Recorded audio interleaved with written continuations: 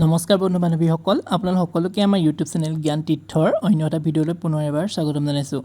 আজি ভিডিঅ'টো আচলতে যি এপেক্স বেংকৰ এছিষ্টেণ্ট পোষ্টৰ বাবে আমি 10 দিনীয়া এটা কাৰ্যসূচী হাতত লৈছিলোঁ। 10 দিন 10টা মক টেষ্ট, তাৰে যোনটো আমাৰ 4 নম্বৰ মক আছিলে তাৰে ৰিজাল্ট PDF-টো ইয়াতে লৈ আহিছোঁ। বহুতে আমাক মেছেজ কৰিছে হোৱাটছএপত, যিহেতু আমি আগতে টেলিগ্ৰামতো উপলব্ধ আছিলোঁ, কিন্তু টেলিগ্ৰামটো নীট এক্সামৰ কাৰণে যিহেতু অলপমান শ্ল' চলি আছে, গতিকে আমি এতিয়া টেলিগ্ৰামত নাই, আমি ডাইৰেক্টলি হোৱাটছএপতে সকলোখিনি কাম কৰি আছোঁ। গতিকে বহুতে মেছেজ কৰিছে, মই বহুতৰে ৰিপ্লাই কৰিছোঁ, বহুতক মকখিনি বহুতেৰে জইন কৰিছে আৰু কিছুমান মেছেজ আচলতে অকণমান লেট হৈছে, কিয়নো আমাৰ ইয়াতে প্ৰায় 300-400 মান DM আহি আছে, যিখিনি নেকি আমাৰ এজন দুজনে চোৱাটো অলপমান কষ্ট হৈছে। গতিকে আমি সময় অনুসাৰে গোটেইখিনি কৰি আছোঁ। আপোনালোকে অকণমান যদি 2-5 মিনিট দেৰি হয় ৰিপ্লাই কৰিলে তেতিয়াহ'লে বেয়া নাপাব, কিয়নো আমি নিশ্চয় ৰিপ্লাই কৰিম আপোনালোকক।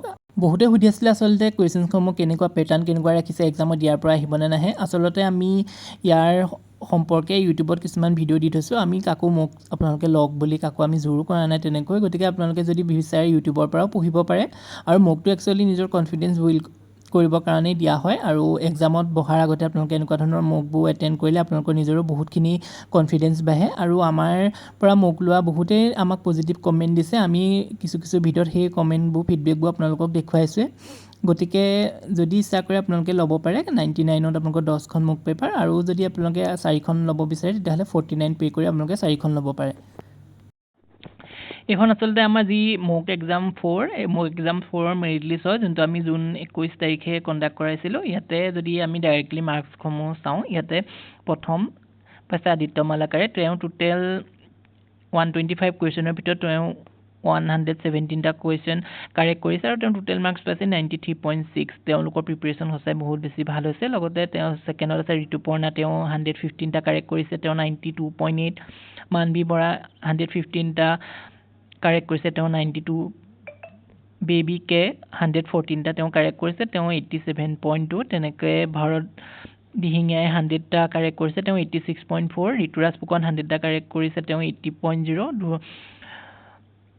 ধ্ৰুৱজিৎ বৰুৱাই তেওঁ 100টা কাৰেক্ট কৰিছে, তেওঁ 80। পিনাক দাসে 100 কৰিছে, তেওঁ 80। চিত্ৰৰঞ্জন কাকতীয়ে 99টা কাৰেক্ট কৰিছে, তেওঁ 79.2। নীলাক্ষী হালৈ 97টা কাৰেক্ট কৰিছে, তেওঁ 77.6। পাৰ্বিছে 96টা কাৰেক্ট কৰিছে, তেওঁ 76.8। এনেকৈ বহুতখিনি কেণ্ডিডেটে ইয়াতে তেওঁলোকে কৰিছে, আৰু বহুতখিনি কেণ্ডিডেটৰ ইয়াত আমি নামটো আনিব পৰা নাই, কিয়নো আমি এটা নিৰ্দিষ্ট সময়সীমা বান্ধি দিছিলোঁ তেওঁলোকক মক জমা কৰাৰ বাবে। আৰু সময়টো যিহেতু আমি 6:30 পৰা 8:30 বা 6টাৰ পৰা 8টালৈ লওঁ, বহুত যিসকলৰ এটা ৱৰ্ক চিডিউল থাকে আৰু তেওঁলোকে টাইমমতে মকসমূহ এটেম্প কৰিব নোৱাৰে, গতিকে তেওঁলোকে যিসকলে এটেম্প কৰিব নোৱাৰে সময়মতে তেওঁলোকৰ নামসমূহ ইয়াতে দিয়া হোৱা নাই।